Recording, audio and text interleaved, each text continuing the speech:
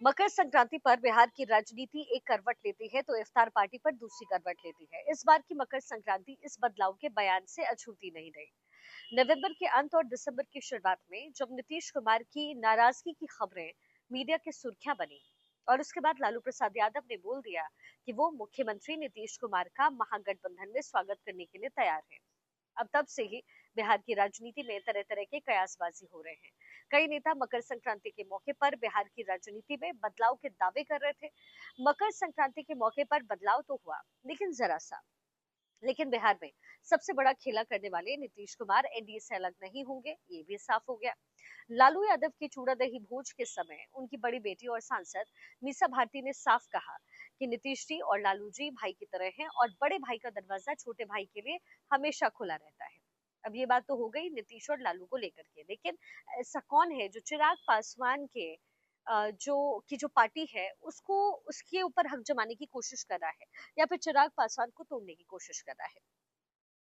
चिराग पासवान ने दही चूड़ा का जो भोज है वो दिया तो नीतीश कुमार अचानक उनके पार्टी दफ्तर पहुंच गए। हालांकि इस मौके पर चिराग वहां पर मौजूद नहीं थे। नीतीश बिना कुछ खाए हुए बिना चिराग से मिले वापस आए। राजनीति में चर्चाओं का बाजार गर्म हुआ। लोगों ने हवा दी कि भाई नीतीश नाराज हैं। तो उधर चिराग ने सफाई दी कि जब मुख्यमंत्री उनके पार्टी दफ्तर पहुंचे थे उस समय वो अपने आवास पर पूजा पर बैठे थे। पूजा बीच में छोड़कर कैसे आते। जो लोग इसमें राजनीति ढूंढ रहे हैं उनको ख्वाब देखने दीजिए, जिसको जो बोलना है बोलने दीजिए। नीतीश जी एनडीए में है और हम लोग बिहार में सरकार फिर से बनाएंगे। अब आई बात अब बारी आई चाचा पशुपति की। पशुपति पारस ने भी भोज का आयोजन कर अपने आवास पर लोगों को बुलाया।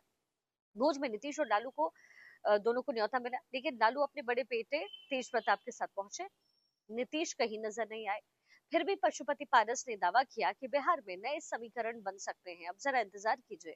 उनके भतीजे प्रिंस ने भी कहा कि बिहार के विकास के लिए दोनों नेता को एक मंच पर आना चाहिए। हालांकि इन दावों पर तेजस्वी ने पानी फेर दिया। तेजस्वी ने कहा कि इंतजार जनता के फैसले का होगा, अब इधर उधर नहीं, सीधा चुनाव होगा।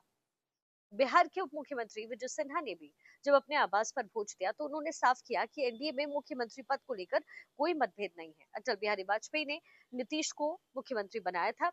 नीतीश कुमार बीजेपी के ही मुख्यमंत्री हैं और आगे भी मुख्यमंत्री के पद पर नीतीश ही काबिज होंगे।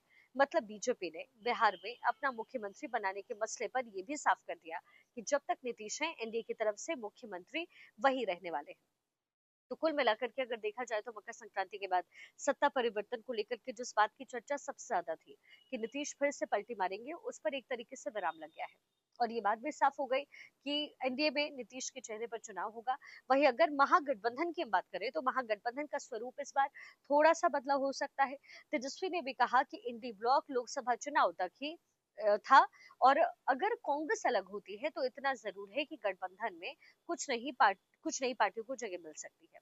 तो अब देखिए बिहार में एक तरीके से कह सकते हैं कि खेला तो हो रहा है, लेकिन जिस तरीके से चिराग पासवान ने अपने पिता की सत्ता को संभाला, बीजेपी से सालों तक दूर रहे, पशुपति पारस का दबदबा रहा।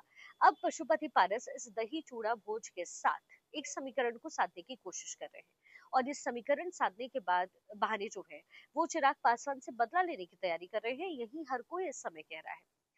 पशुपति पारस ने जो दही चूड़ा भोज किया उसमें लालू और नीतीश को बुलाना, लालू का पहुंचना लेकिन नीतीश का नहीं आना संकेत देता है कि एनडीए के साथ अब नीतीश हमेशा रहने वाले हैं। वही दूसरा संकेत ये भी आता है कि अगर नीतीश ने ये तय कर लिया है तो फिर लालू यादव जो ये बार बार बोलते हैं कि हम स्वागत कर रहे हैं उसका क्या, और चिराग पासवान को क्या पशुपति पारस अब डेंट कर सकते हैं। ये आपको समझना पड़ेगा कि पशुपति पारस को दरकिनार करके बीजेपी ने चिराग पासवान को अप किया है। तो वैसे में जाहिर है अंदर पशुपति पारस के गुस्सा है। हाँ, लेकिन चिराग पासवान जब भी पशुपति पारस से मिलते हैं तो उनके पैर जरूर छूते हैं। वो रिश्ते निभाने की कोशिश कर रहे हैं, लेकिन सत्ता अपने हाथ में रखकर। तो एक तरीके से कह सकते हैं कि पशुपति पारस दही चूड़ा भोज के ही बहाने कम से कम चिराग को ये बता देना चाहते हैं कि अभी भी वो निर्णायक भूमिका में हैं और अभी भी उनके हाथ में बहुत कुछ है और आगे जो है सत्ता परिवर्तन हो सकता है, आगे कुछ भी हो सकता है और वैसे भी राजनीति जो है वो है संभावनाओं का खेल।